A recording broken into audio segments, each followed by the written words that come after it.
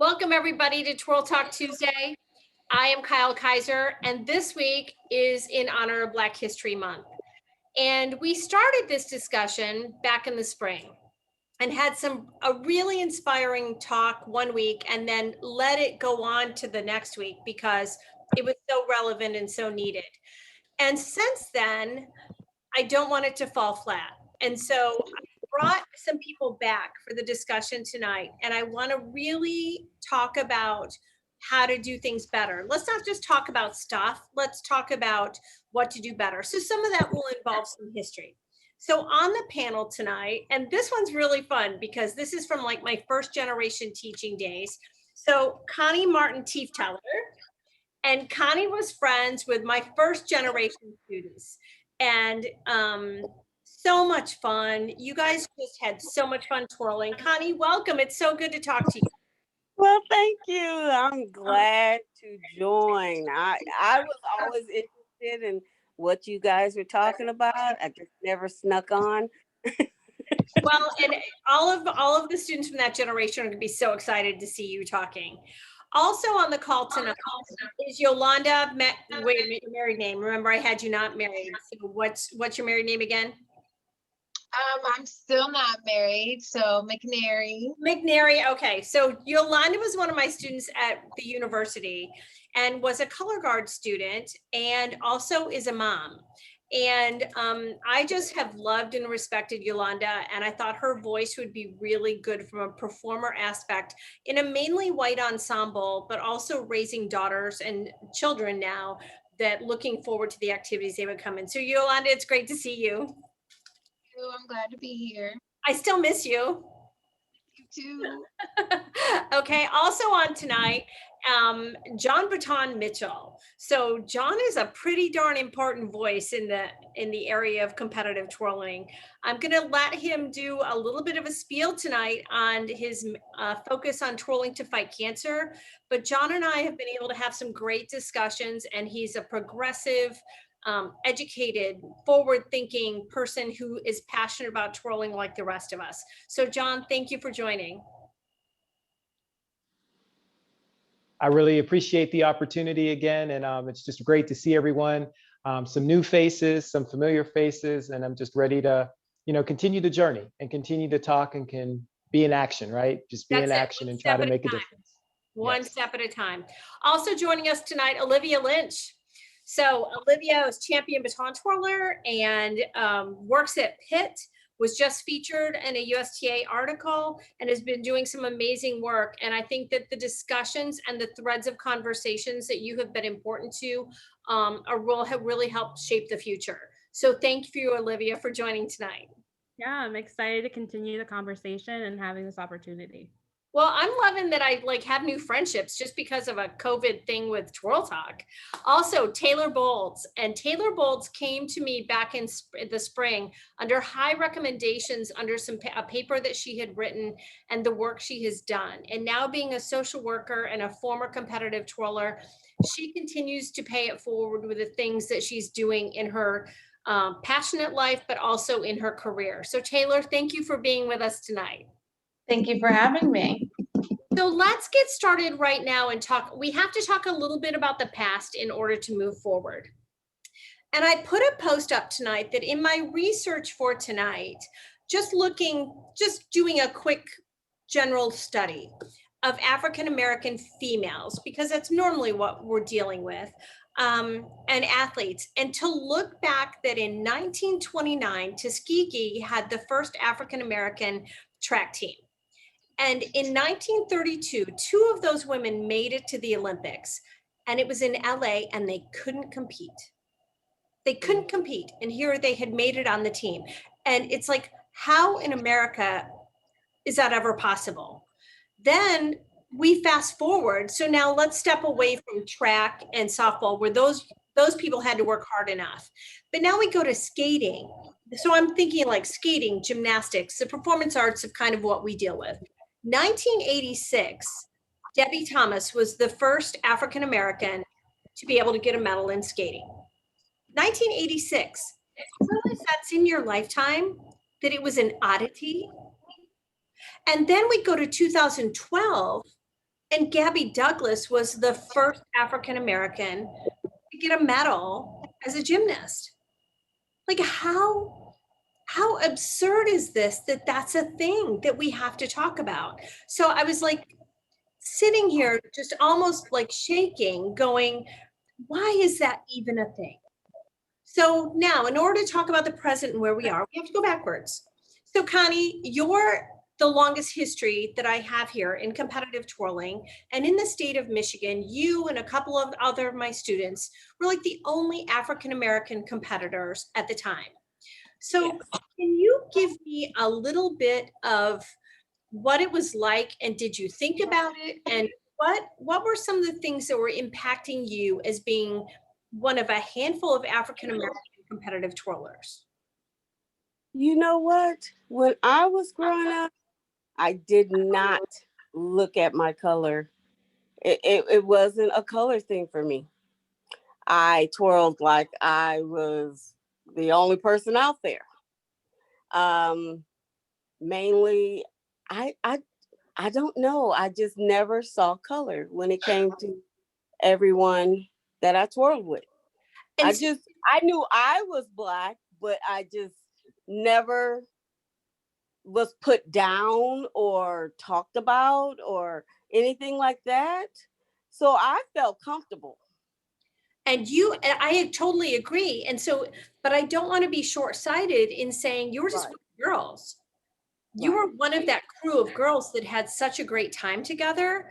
Yes. I realized when I said, for me to think hard about who was African American, that part of our discussion from before was I then discounting that there was a cultural difference that mattered when I said, oh no, like I don't see color. So, but if you were treated that way, were you in an unusual environment? Were you just in the right place? I think I was in the right place. That's awesome to hear. I'm telling you, I just never, out of Krista or Deidre, nobody treated me any other way. We all treated each other with respect. We were all nervous against each other, and it was, competition. Yeah, totally. Now, with your daughter in cheer, have you had anything that you've had to deal with from a racial situation? No, she's in the right place at the right time for her. And is that your voice and your upbringing? And is that I think it's just the race my mom raised me. I think I just raised her the exact same way. Oh my gosh, And your mom, yeah. And Sandy fell and yeah. Exactly. We all just, there was I didn't feel out of place. Roberta and Alice. Yeah. We all just was one big happy family. What a fortunate experience for you. So Yolanda, in the color guard world in Three-Rivers, you started in high school and then came on to college. Were there any challenges that you ever thought about, or were you just doing your thing? I feel like I have a similar experience as Connie. I just would do my thing. The only time I ever really felt like I could see my color, honestly, is on a drill chart, if like there was too many Black people in one spot or something. But other than that, but that's just the way I think, because I think it's more of a OCD situation, like, oh, we need to spread this out, make this even, on both sides. Oh. Other than that, I never really felt like they're looking at me because I'm Black, So but I did. Let me, yeah. More, I need to give it more, So what would be the best if that happened? So like you and Trey and Tyler, if you wound up in the same spot, what's the best spot for an instructor? Do they think about that? Do they not? I don't know what to do with that. I can't really answer that for an instructor. It's just, like I said, I think it's just more so the way I think, as far as a little bit, I think COVID helped me discover I'm a little OCD. That, like I said, it just was more of a balance thing in my head. Like, you know, we shouldn't all be right here. We should be spread out and dispersed. But I can't really answer on how you would. It's just, I guess, how you look at it as well. Okay, all right, because quite honestly, I always looked at abilities. So, you know, when we put like a strong person by a week, you know, it's always about ability. And to be frank, there was never ever a discussion about that, but I get it if that was in your head. Mhm. Okay, Like About ability. Kyle, like my daughter, the cheer, they know she's sassy. She knows she has that big old smile across her face. They put her directly in the middle. uh-huh. And that's from the ability of her, the smile and the sassiness. Mhm. And that's what they want. Okay, but I like being aware, Yolanda, that your head was there. I like hearing both of these things. So let's go now. John, I want to give you a few minutes as we talk about the past. I want you to give us a little bit of a talk about your Trolling to Fight Cancer, where it is, where it's going, and your heart in the work of it. So with the Twirling to Fight Cancer, that's been very interesting through this past year, because many of you that may know, and many of you actually that probably don't know, we traditionally have our annual event against breast cancer at our national championships. And obviously that didn't happen. And so throughout the summer, we had to do a very much new way of doing it, just thinking outside the box. And then at the same time, realizing that some of what wasn't even outside the box, it was some of the things that have always been happening within these past 6 to 7 years. It's just myself and Twirling to Fight Cancer getting on board with more of the social media presence and making sure that our communication happens. So that was one of the biggest things that really happened. That was my aha, is that I was able to reach so many more people by just being consistent on social media and explaining and expressing how they can get involved, but also what we were trying to do and what our message and our goal was. The goal has always been about providing awareness, providing education to a global community, specifically around baton twirlers as they talk about breast cancer awareness. And so one of the big things we did was have a TikTok. And so the TikTok challenge went out. We ended up selecting about 4 young ladies, and we had an honorary mention because we had a mother and daughter team, where the mother is now battling breast cancer and the daughter made her mom kind of do a TikTok. And so we selected them also, and they got to be considered the Twirling to Fight Cancer TikTok challenge winners. And then that led them to be in one of our new PSAs. And so that was collaboration with Susan G. Komen, Nevada. And that went over huge. That was just a big thing. I mean, we're talking about Japan. We had people from France that asked how could they be involved. And I've always had like maybe a sprinkle of international, but never kind of that much kind of involvement, and knowing they can do it themselves. It's not something that they can't do and just have to look at it from afar. They can be involved. So that was the big thing. We did a lot more social media. We still did sell our t-shirts, and that went over well, but that was less. So the money there raised, that normally is about, I would say we traditionally can raise about $3,000 some dollars. We only hit about 1,200 once we paid all the bills, but everything else collaborated together. And then the biggest thing was my ambassadors. So every year I have a high school ambassador and a college ambassador. And it just so happened, by the nature of the draw, I happen to have a young African-American woman. She's a Marshall. She is an incredible young lady. And then I had a young woman in North Carolina, and she was my high school ambassador. And they raised a lot of money. Aiden actually just sent literally a check for $2,000 in addition to what they've already sent. They've hit almost $4,000 that they were to send Twirling to Fight Cancer. So there was a lot of effort. So now with that money, the future is going to be about making sure that we not only give it back to cancer survivors, but we also are able to continue to have awareness, whether it be through social media, and use the monies that way to keep educational programming happening, if that makes sense. So I've been excited, but I've also been challenged to think, how am I going to get next year to still remain relevant, but also be different, especially if COVID is still affecting how we're doing things. So right now I'm trying to figure out, how do I do a competition? Is that even an option? Is it something I even need to do? So as I talk to the people, talk to the kids, the teachers, I'm going to find out what they want, because that's most important. What do you all want? And also, what's the need in the community around breast cancer awareness and the survivors? Well, so thank you for everything. I'm excited. And I think probably one of the next Twirl talks needs to be about philanthropy and how we give back. So we certainly could highlight that. But, as we said before we got started today, your philanthropy and your twirling to fight cancer it doesn't matter. It doesn't have to do with race at all. And so your ability to pay that forward and do that work is encompassing to everyone in the activity. And hopefully we can continue to keep the good things going in all directions. And if I can say one thing, it's just, and also within this month, I think that it's important to make clear that, women of color and specifically African-American women are a lot of times the most hit, and when I'll say the most hit, in the fact of what it means in regard to resources and what that means in regard to the community rallying around them. It looks very different. And so that's where the campaign and that's where the initiative becomes, in my personal opinion, my responsibility. It's not just enough to put out a good thing for baton twirlers. It's about how do I continue to educate and be impactful in all different types of communities, and not just to be solely around baton twirlers in general, but what about the African-American woman in baton twirling? What about the Latina? What about the white woman? It all has to be a conversation that has its own position, its own moment to be spoke about. And so that's what I think also is important for me to, hold myself responsible for. And how do we reach those people that may not have a voice that we may not even know about?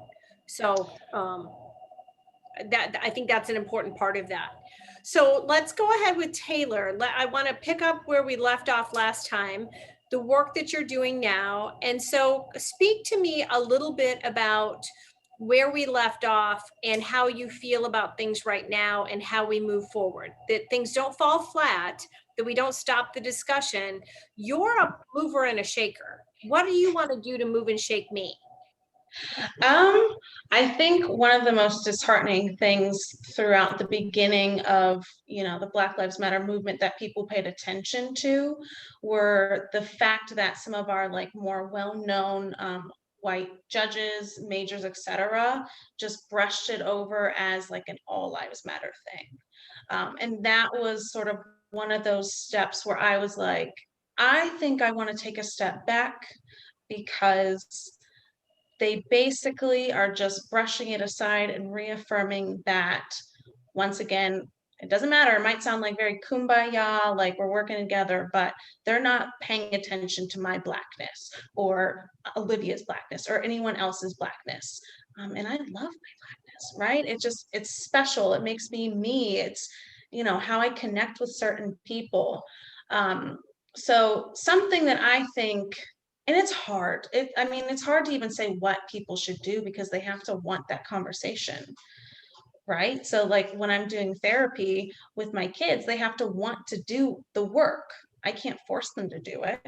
I can't force them to, do the skills, the techniques. And I don't know if, this is my opinion, but I don't know if the sport is ready to have that conversation. I could be wrong, but No, the way I saw it, what I'm observing is that there's a lot of push to expose the sport. So there's so many different levels of these things. And so, the discussion about the Olympics is grand. That's great. We all want the Olympics to happen, but unless you have a broad base, or unless you have an opportunity for performance in all different areas, you're not going to grow the roots of what's going to happen here. So it needs to go further about the program. So I think what you're saying about judges, that unless those high impact voices are saying, listen, I need to get more judges of color out there. For me in the guard world, how do I go to a school that has a broader demographic of diversity to attract them to the university? How do I get them there? That I can't have a diverse guard if they don't come, but I don't know how to I need to work harder at grabbing them.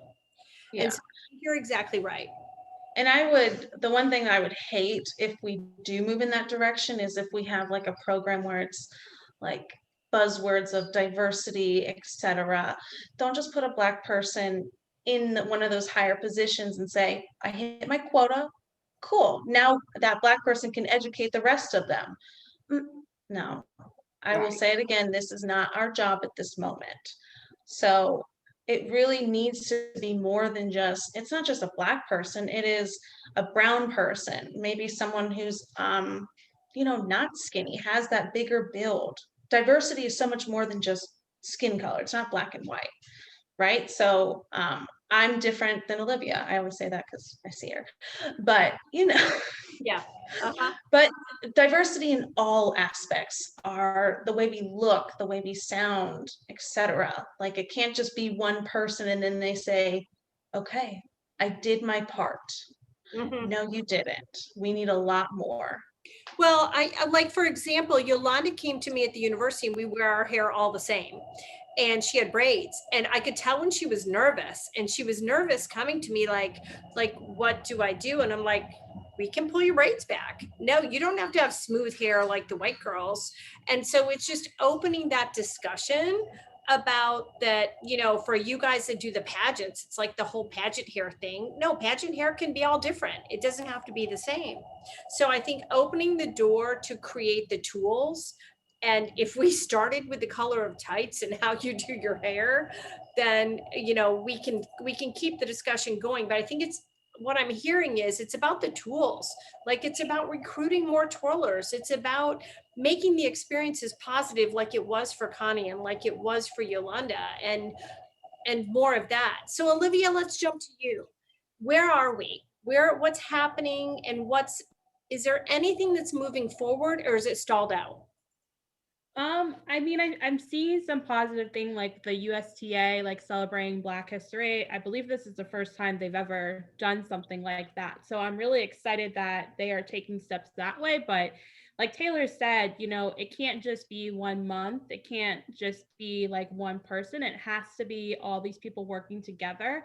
And I work for a university and we talk about diversity a lot, especially like in our marketing and recruiting, and how we make all these students feel like they belong. And we have a lot of work to do, but it's up to the powers that be, the board of directors and the higher ups in like MBTA to work together to figure out what that looks like. But if they don't want that, like the little guys they can only do so much. So I really do think there needs to be a push that way.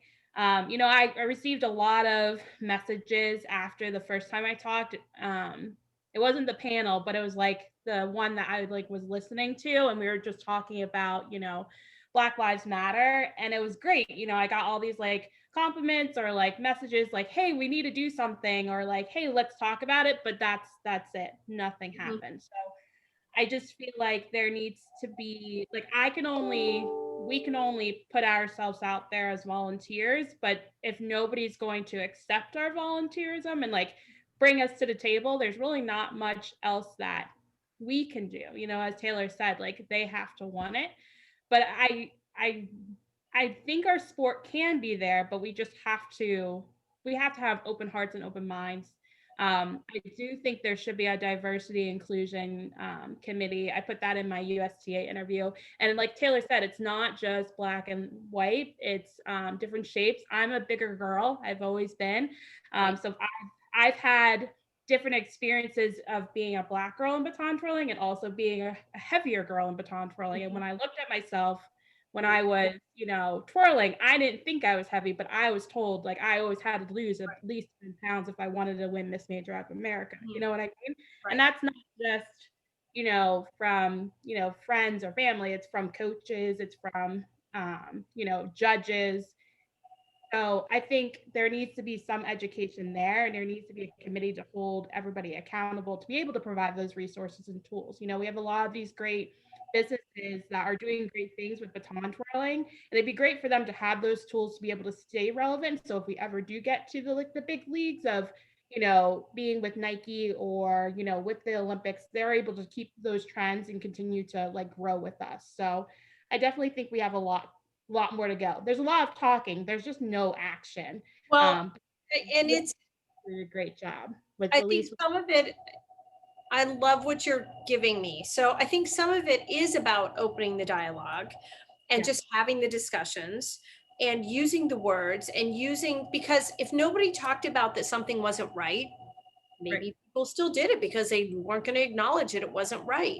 And so even in gymnastics, you know, my daughter was in a gym that the coach would flat out look at the parents and the kid and decide if they were worthy based on body type. And so Right. here's Simone Biles, who's changing the paradigm of what's out there for what can be successful. Because when the coaches looked at my daughter and looked at me at 5'7" and looked at her father, it's like, oh no, she's going to be, you know, she'll never be Olympic quality. Well, you get to decide that. So I think it's changing the language to, and also bravery and courage. I think if there's anything through this time, it's the courage to look at somebody and go, that's not okay. Right. You know, that's not okay. I've never minded being a rebel at the judges table. That when everyone thinks that they need to be a 6'5", I'm okay giving them a 4, and I will hold. You know, so it's about being able to have the courage to do the right thing. And maybe some people don't even know what the right thing is. So, Connie, let's go back. And what was your experience in getting started in twirling? And if you're in Tennessee, do you think if coaches came to programs that have more people of color and have a varied background, that how do we grab these people? I'm honestly, I think if we did have someone of color come down, or a lot of people come down, that probably would help out a lot, because I know they have twirling around here, but I don't see any colored people Really? at all. Yeah. Like, I see a lot of twirlers around here, but I don't see any black people. Okay. All right. So it's just getting the exposure to the. Yes, So I what think about, so I'm concerned too, Yolanda, about guard. That's why I've got you here. Because I'm concerned that when people come to audition for me at Western, I'm going to have 28 white girls, 2 guys, and 1 or 2 black girls. How do we create that exposure in the guard world, Yolanda?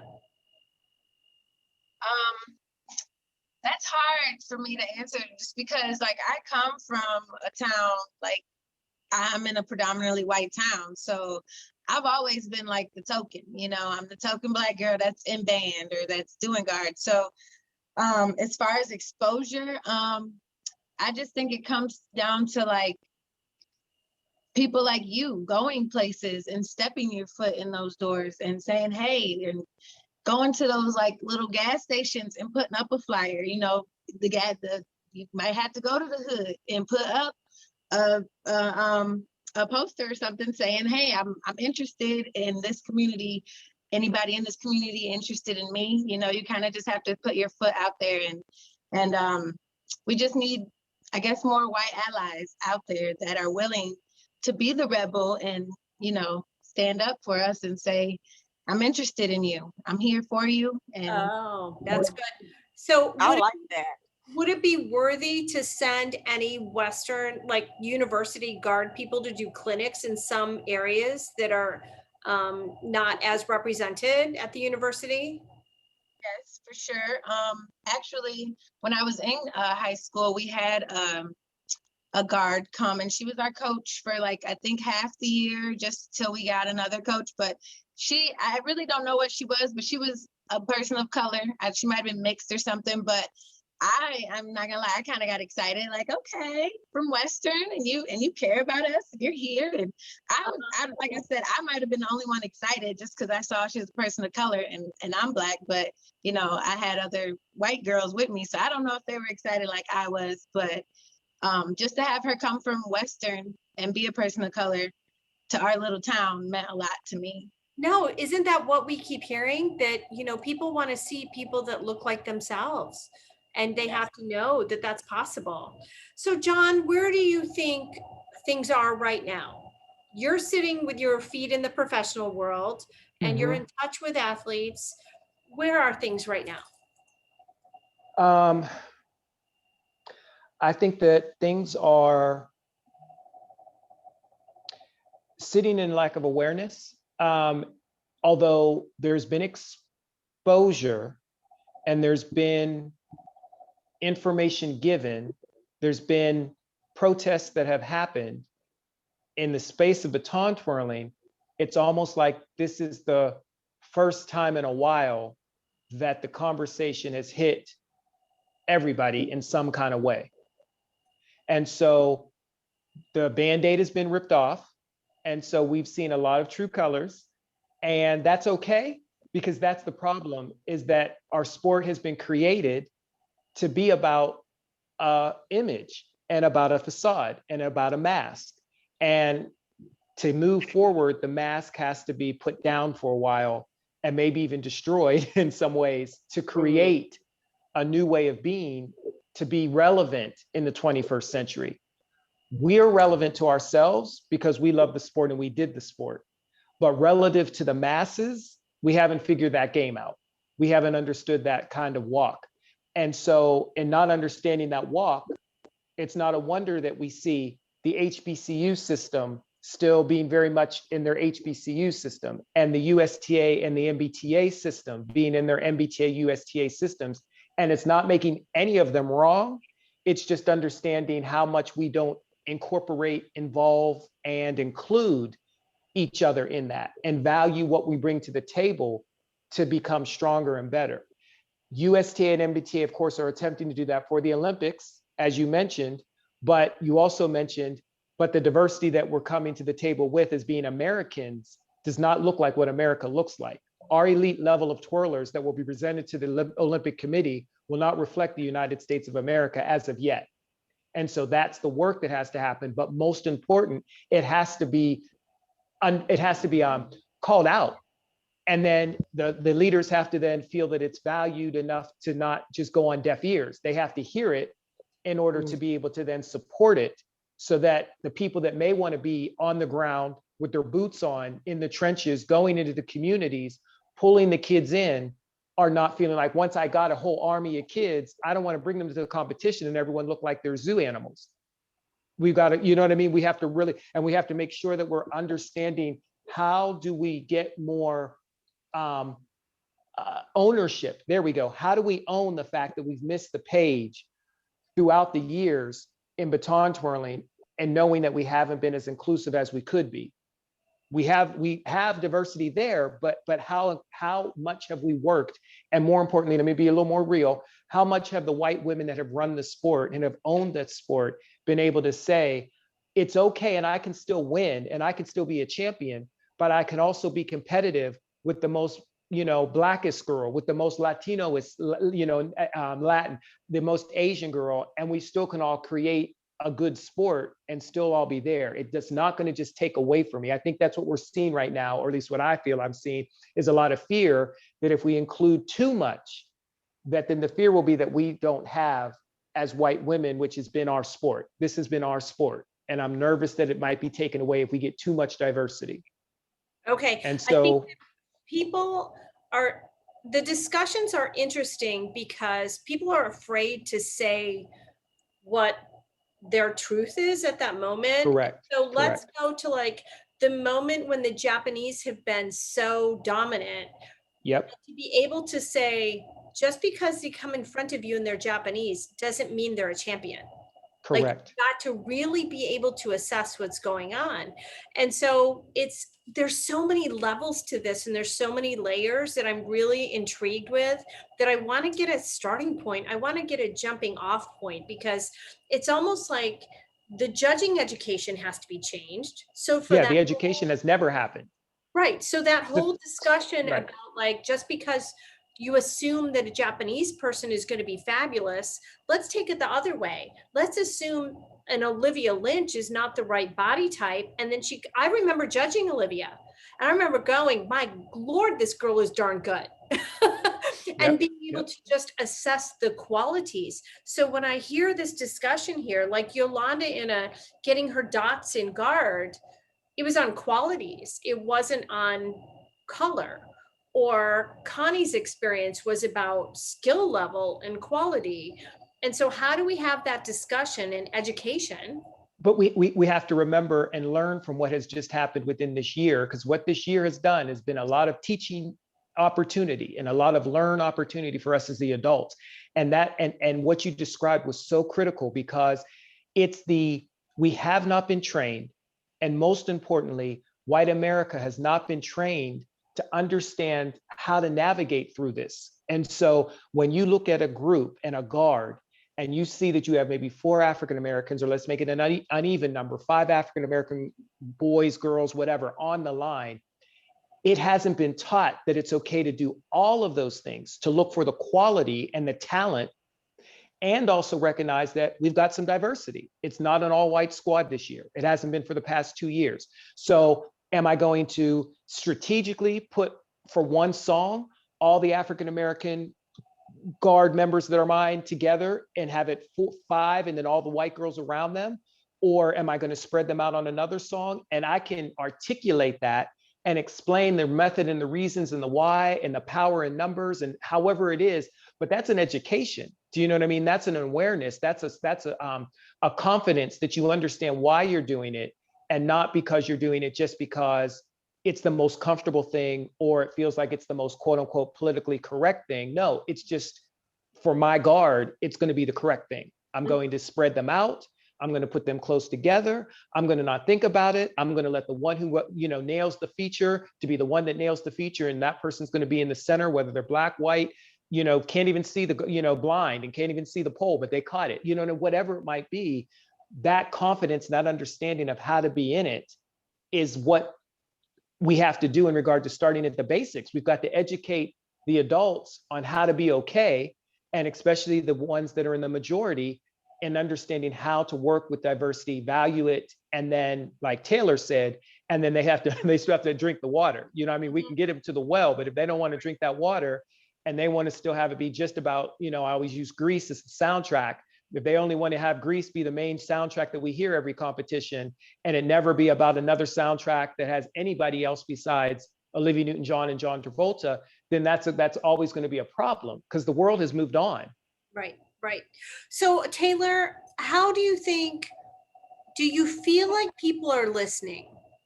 Do you feel like people are listening more than they're talking, or are they afraid to hear? The people I have talked to, they are listening, they know, but they're like, I have to wait until this older generation is not in power before I can do things, which is the problematic aspect, because we can't just keep waiting. Like, it's here, it's right now, and we need to truly have a conversation about where does the sport want to go.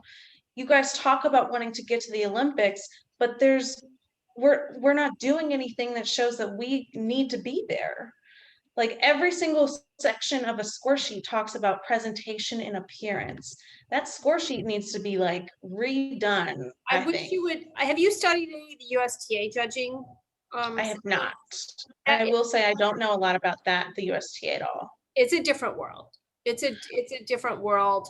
There's great qualities in both. And so I'm not here to champion one organization over another, but it's definitely 2 different worlds. Yeah. I hear people say, I don't want to be an MBTA, I'm going to move to USTA. So I can assume they're doing things that are grabbing people's attention. So I don't know what they're doing over there, what you guys are doing over there. I would love to actually look into it. But, gymnastics, they have like a starting point of where they score certain tricks and turns, etc. I think we need to do that, so that it's not just, okay, she looks cute today, I'm going to score her a 19, and I'm going to make sure all the rest of the scores put her below someone else because I like this person today. No, the skill is the skill. And if they do it correctly, then boom, they get the points. If they don't, you deduct. Yeah. Because once again, we continue to pay attention to how people look. Like, not even just skin color, but body type. Like, the things I did sometimes to get skinny is like, what was I thinking? Like, I was a kid doing things, but people were telling me, like Olivia said, coaches were telling me to lose weight, or judges, etc. They're like, oh, Taylor, you gained a little pudge, like, No wonder no one wants to stay in this sport, because it's so disheartening to hear that after you work so hard, and then that's the response you get at nationals. Right. You don't look the part, so I'm not going to give you this. John's chomping at the bit there. Wow. It's just she's spot on, but that's the part I think, when have we don't, this has given us the opportunity to talk about it. So for us, it's something we've all lived through in different ways, but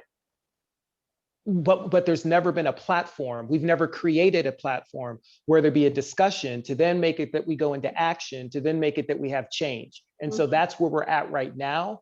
So that's very positive, but then it gets just downright tiring, because, and then you have to say, suck it up, because Cicely Tyson just passed and she didn't, I mean, give it up. Like you're 50 and you're complaining, like stop, like really do something in this world. You know what I mean? So that's my do something, you know what I mean?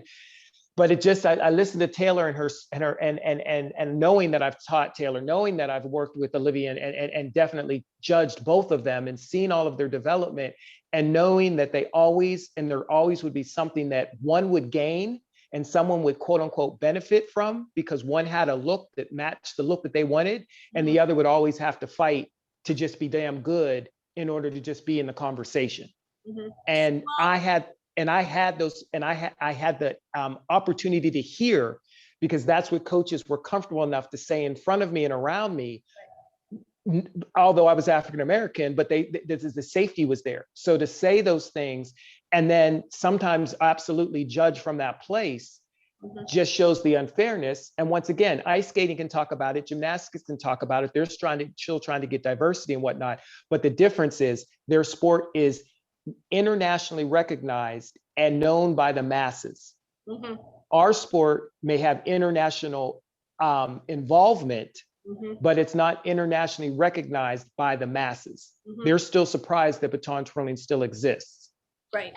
Well, I'm going to say something that, you know, I'm not afraid of getting in trouble. And a lot of people know this, that one thing that I struggle a lot with, is that I am so proud of the evolution that Connie was, you know, around back when we were Little Miss this and Little Miss that, and I was Little Miss, Junior Miss, Senior Miss, Collegiate, all of the misses, and then USTA evolved past that. We're a sport, and I when I go to France to teach, it's like I'm not teaching modeling. That's embarrassing. And so, but then I go back because I get in trouble. I get in trouble for saying things like this, that, you know, we're a sport. I want to be recognized as a sport. We've evolved. We're past that, all that pageant queen stuff. But then there's value, obviously, because there's still numbers that want to do it. And so that's where I get in trouble with people sometimes, because I'm pretty vocal about that. You know, there's not a Miss Gymnastics, there's not a Miss Ice Skating. Why on earth would there still be this? But then you see the numbers of people that are drawn to it. And so I can see where there's value for people in both. I personally, I'm not going to be teaching modeling. I'm not doing it. That, you know, I was all of that and we evolved past it. And so that's where, you know, we have to look at the value of things. And I know that that's where we have trouble. That has not to do with race, but it does, because it's the skinny white girls that win, is what I'm hearing. You know, if you thought that that's the type of thing that you had to be with the pageant hair and all of that. So, but I want to talk about action too. I want to talk about, like, where are we getting these people? How do we educate the judges? How do we continue the conversation? So Olivia, tell me step one. If I'm an official in the organization and I want to do something better, give me step one. So I think the first thing is collecting stories, collecting experiences, putting out a survey, you know, going through like a strategic plan. Like Taylor says, like, we don't really know what our sport is. There's so many different aspects of it. So I definitely think, like, hearing these stories and letting people explain things without the fear of saying something that might upset someone, because I think there's a lot that can be said. But again, like, I still feel like I still want to be a part of this organization. I love twirling, you know, like, there's so many benefits that I have gained from it, but there's a lot of things that I have experienced, but I've never said anything because, you know, I don't want to upset the wrong person, or, you know, oh my goodness, I didn't know that they would say this to you, or, you know, you experienced it. So I think having a safe space to talk about it, even if it's like an anonymous, you know, survey, I think that's the first step. Collecting stories to figure out what is going right, what's going wrong, and then creating a strategic plan of how they can put it forward. I think COVID is perfect right now because there's things happening, but not a lot, and a lot of people are thinking about these types of things. So it's kind of perfect for us to kind of evaluate our sport, and start that action. So that's step one, is just collecting those stories and making those people feel like it's okay to talk about it. You're not going to get backlash. You're not going to be, you know, blacklisted from the sport, because of that. So I think that's definitely it, is, you know, sharing those stories and experiences, talking about the good, the bad, and ugly, and, you know, how you want to see that sport move forward, collecting all those ideas and then putting into a strategic plan. I like it. Taylor, step 2, how do we get a baton in more kids' hands? Honestly, I was thinking what Yolanda mentioned, you know, going into the hood, not that it has to be the hood, but I don't know if maybe we just need someone there that they can see, like, this is where baton twirling takes me. Like, I'm talking about twirling like I hate it. I don't. I love it. Like, I went to college because of that. I would have never probably thought of that. I traveled to some beautiful places. A lot of my best friends are in twirling, and I wish more people had that opportunity. So maybe someone needs to be like more of a spokesperson, so they can just, anyone, not just, you know, people in the hood, but like anyone, see that this is what the sport is capable of doing for you. I learned interview skills from it. And Mhm. right, like, this is something that it Exactly. can be so beneficial for other people, Mhm. but we're just so focused on the pageantry. I mean, just think of like those, you know, we see videos of like little Black kids doing all these flips all the time. They are out there. They just don't know what they can do with it. And Right. if they're knowing that someone looks like them, can do what they do, and, you know, has moved through life doing these things that they want to do too, they'll be like, okay, I can invest my time in this. This feels purposeful. So, Yolanda, you were exposed to twirling from the featured twirlers at the university and through, you know, countless videos with me and talk. So, hearing this conversation, are you hearing things about twirling that you didn't know? No, most of it is kind of like an assumption, I guess, because that's the Black experience, you know, and not just like we said, there's other diversities and stuff, but that's just the experience of competition, period, you know. So Then that's it. about the exposure, is this an activity that you would like your daughters in? Oh, for sure. I think I would be I think this conversation has made me a little, I guess, a little more aware of being protective of how they go about, and like how, I guess, how I want my daughter to be seen, or like, you know, do I talk to the judge? Do I not talk to the judge beforehand? You know, I guess that it's just giving me more awareness of protecting her over If I the. was their coach, no, you wouldn't be talking to the judge. So, so I know, but like, you know, it just gives you another insight on like they're being looked at because of their body type. Because my daughter is she's not I don't know, I would put her right in the middle. She's big for her age, and so she's always been kind of looked at and stuff. So uh-huh. I'm going through that right now, and Yeah. how to not body shaming, but being aware of who you are and what you look like and stuff. So Just build healthy young women, you know, and that's like at the university. What do I always tell to everybody? You just need to be fit. You know what? You just need to be fit. You need to be able to do your job. If you have to run from the goal line to the 50, you better be able to run with them. So Connie, you've watched the videos now and you watched Twirling evolve. Tell me about anything you've observed in the activity since you haven't been in it and you've just kind of watched it on social media. Oh my gosh. When I watch, I'm like, whoa. These people have really evolved twirling. I'm like, there is no way I could even possibly remotely do any of that. Yeah, but I know how proud. the last thing I've done was 2 walkovers and caught it. And I'm like, whoa, these people are doing 3 and 4 and what? And that was a big deal. But I think that that's also history matters. And so Yes. you're part of that foundation and part of that history. And I think it's Yes. important for us. It's like being able to embrace the majorette, that we're nothing without that. But now this discussion goes, okay, we think of like the BMO potato chip majorette from, you know, the whatever Mhm. that was, the 40s or 50s. And guess what? It was a white girl. So now how do we make it so that it's any girl or guy? You know, any girl or guy. John's got his own battles being a person of color and a man in twirling. So, you know, what has been your fortitude, John? Because to me, it feels like, you know, we've got 10 minutes here and we have so much to lay the groundwork to. But I feel like you've had to be a person of great education and a great voice to be an advocate for yourself and others.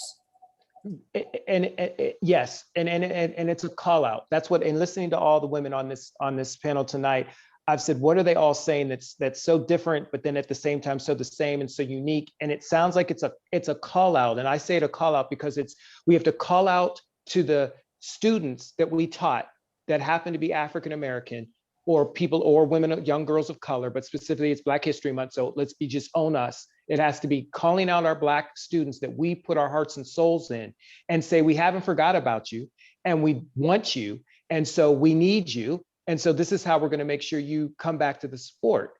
That initiative right there would bring at least 60 Black women back to the sport. Do you know what I'm saying? Like, where is the reach out? We've used them and used their sass and used their spunk and used all the words that we say our little Black girls are, and sold the routines to get the trophies.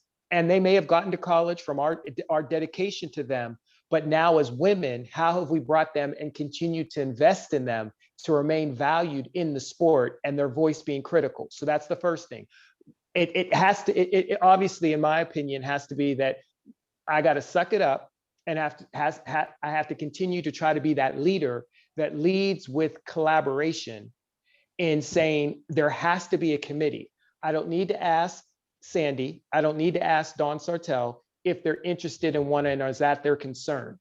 I need to create it because I'm as equal as they are, and they may just not see it in the way I see it as a Black man that has had to twirl through the sport and has had to inspire other little kids, and specifically other little Black girls most of the time, to be involved in the sport. And so the call out to the young women that are already out in the world right now that twirl the baton, that would be one initiative.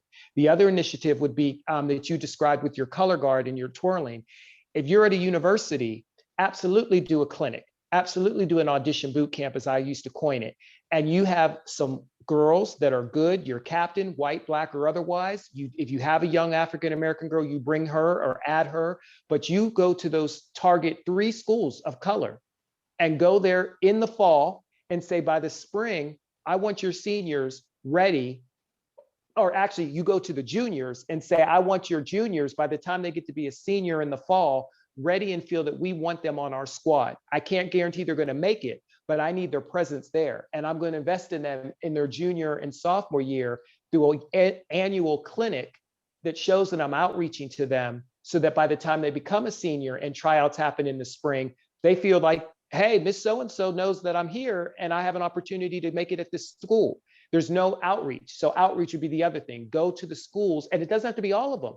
Just do well and be consistent for 2 or 3 years at schools of color. Your numbers will go up with having people not only audition, but also be good enough to get on the squad to be able to be representing that university.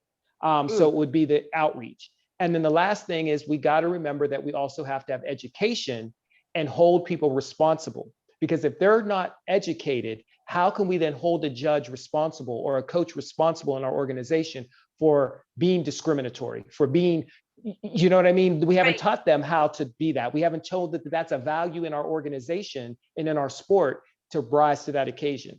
Well, my So those would be brain- the three things. right. My brain is spinning right now as far as like our judging manuals. And so we talk about that when you're judging an artistic twirl, just because you appreciate classical ballet and you love classical ballet, that doesn't mean that you undervalue a program that comes in front of you that's contemporary. So maybe the dialogue, and so Olivia, I'm thinking about you and talking points. We need the committee of people then that has the language that we put into the, read the manuals then, read our judging manuals, and then tell us that where are we missing being able to address it. So it's like, okay, when you're judging artistic twirl, or you're judging freestyle, understanding cultural differences, because Tanya Jackson made a great comment, Tanya Jackson that coaches in Florida, when she came out with a team that was pretty cultural in, I can't remember, but I want to say they came out with not a standard program, but more of an African-American type program, and the reception to them. So it's like, do we need to have those discussions about body type, about, because it's about athletic skill and it's about artistic performance. It's not about looking at your body type and not about looking at the color of your skin. So Olivia, I think that point's really good. And Yeah. then so we could talk further about that to pursue Yeah. what to do with that. Yeah, I definitely think like, it's interesting that you brought it up because there are so many different types of twirlers. You have your power twirlers, you have your like pretty ballerina, like they're just like gorgeous to look at. And I'm like, how will I ever look like that? But they're just, they're amazing. So I definitely think, we need to learn how to judge those types of twirlers and how you can't really define them. You need to like look in between the lines. Like you can't just align to one type of technique. So I definitely think that's another talking point that judges need to be educated on. And Taylor and I were talking offline about, how, certain cultures have, crunk and, robin locking and, like shaking your butt, but like those are African, cultural steps. So, you can't turn a blind eye to that or be like, ooh, that's kind of poor taste. So, educating yourself on those types of cultures, because a lot of dance have come from African cultural, and then it's just been reformed and, whitewashed and all these other types of things. So I definitely think we need to continue that conversation too. No, I love it. And Taylor, so tell me from a sociological standpoint, what would be your dream next step for how we help kids? Because you're dealing with kids in, the sociological, mental aspects of what is happening. Never mind COVID, never mind that we can't be at a school. That's a whole nother topic. But what can we do for the esteem of these kids? Is it mainly about the education for the adults? You're muted right now, Taylor. Go ahead. Sorry about that. No, it's okay. I would say definitely the education. The tools are out there. They've been out there for a while, but also people need to be okay with admitting that they were, they had some biases. They had some stereotypes before this. They put that Black girl at the front of the pyramid because they assumed she could, juke and jive for pom, right? So even if she couldn't, she's automatically going to go there. Just accepting that I did this, so what can I do next? Meaning the Because conversation of like a judge, is that what you're saying? yeah, or like, yeah, even coaches too. Like, when have I put, a Black person up front or in the back because I assumed they couldn't? Because Black people are so creative. I mean, think of Simone Biles has like 2 signature moves. Like, if we had the space and the resources, I couldn't imagine the way the sport goes. Because when we become creative, then obviously other people in the sport are gonna, add on to it. And then maybe people will pay attention. Maybe we will get to the Olympics, but we need to be validated enough past just what they assume we can do. I promise you, we can do more than just, like Olivia said, crunking, hip hop. We can do a lot more than that. Yes, we might be better, but we there's like more layers to Black people. Well, I think what we're hearing tonight too is that I love from hearing from Connie and Yolanda, I think the positive is as empowering as the negative. So when we look at an experience of Connie from 30 years ago, right, Connie? That Yes. was as positive as it was, I think it's important to recognize and own that it was possible to have a really positive experience. Do you agree with that? Yes, definitely. I I just enjoyed twirling. I loved the traveling. My mom loved it. We just my sister, we was just all a big part of that. Well, I think And maybe there's an article here and there's some groundwork that we can lay. And I don't want to be the person that does this and then does nothing. And so I would love for all of you to nudge me. And so Yolanda, same thing. I love that you had a positive experience, but I also think it's important to hear that it was positive and to nurture that in more than just your own experience. And so now, Yolanda, I get to, grab you to do a clinic in Three Rivers. And Connie and Yolanda, I didn't even tell you, from the same town. So I, is there anything last minute here that you'd like to contribute? Because I don't want to leave just this like open-ended thing. I want to have a platform. And John and I had some great discussions in the spring, and then we all get busy. And then I just think it's important to grab this moment and make sure that we're moving forward. Okay, so can you see anything, John, that you need to say? Kyle, come on. This is how we can move forward. So yes, so let's seriously talk offline, because what you did and what I need to have everyone recognize is that you spoke that and you said that back in June, and then you stayed true to it with it being now February. You called a new group of people, some people that you've already known, and you still made the space so that the conversation, the dialogue can happen. So it's not just about saying you did a good job, but at the same time, it's about saying you did a good job. Keep doing this job, because this is what has to happen. We're tired, and we talked about this at the Black Lives Matter when we did the June conversation with you before. All the people that were on that panel back then were pretty much saying they're tired, but we're not dead, and we're not exhausted, and we're not out of the water. We just don't want to do it alone, and that's been the conversation. No one is asking baton twirling or America or any that Black people have to just, we want to be around the table. Sometimes we're going to create the table. Sometimes we're going to be underneath the table, just holding the table up. But the part of that inclusion and that cooperation is how it's going to be effective, because it can no longer just be our voice only. So I'm just kind of acknowledging your effort, but also owning that I know that I have to be a part of that effort, because in order for it to move forward, it has to be the white woman and the person of color coming together to hit it and make it effective, so that it's not only believable, but it's long lasting. Because it's not going to matter if it only lasts while John Mitchell's on this earth.